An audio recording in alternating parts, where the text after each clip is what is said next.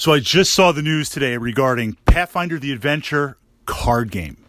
The official announcement that as of May 2021, essentially now, it's winding down. There will be no future support, and it's being moved to a legacy product.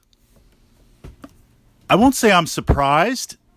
I'm a little bit crushed, and I kind of wonder where things are going to be taken from here, especially given the timing that if you're thinking about jumping into this game system, that window is going to be closing very, very fast with what's been published and with what's out there. Now, if you've been following my channel for any amount of time, I love dungeon crawlers. I love role-playing games. I love narrative games. And that's the trifecta of this holy grail of being able to have a role-playing game experience. Can I say a Dungeons and Dragons experience and Pathfinder in the same sentence? But having that classic fantasy RPG experience in a format that has two things. First, we don't need a GM. We don't need a game master. And second, having an adventure path, having enough randomness, having enough variety that you don't really know what's coming next. And Pathfinder, the card game, did this very, very well. But also what it nailed directly, was perfect on future games. Look at this engine. Was how it took you through a campaign and how it leveled you up, not only in item acquisition and powers, but in character attributes, character abilities. You really felt like you were making progress and you owned the character. It felt like a very, very detailed, complex character sheet ability in a card game format. And when they released the new core set about a year or two ago with the first adventure path, I was very excited about this. Previously, I owned, and I continue to own, Rise of the Rune Lords. A couple of friends had the other adventure paths. When they switched over to the second edition, I was excited because this showed new momentum. This showed a new support of the game.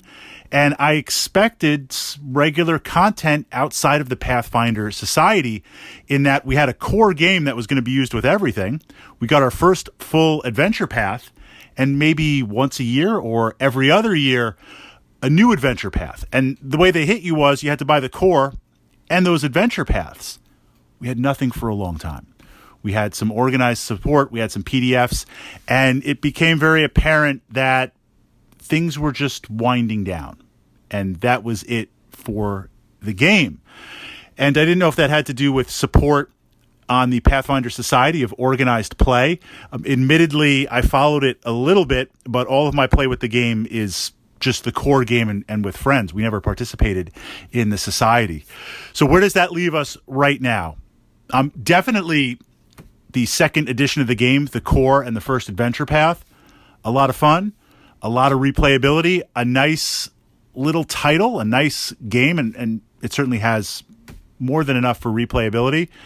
But I think it's, quirks and all, a hidden gem. And I think if you've been on the fence with purchasing it, now's the time to do it. Or if you're willing to roll the dice, or I should say flip the cards and gamble a little bit, waiting till it completely discontinues, and then you'll see $10, $15, $20 off the core, and then picking it up at that point. So now I turn it over to you guys, fellow Pathfinder adventure card game enthusiasts. Every game comes to an end. Every title comes to an end.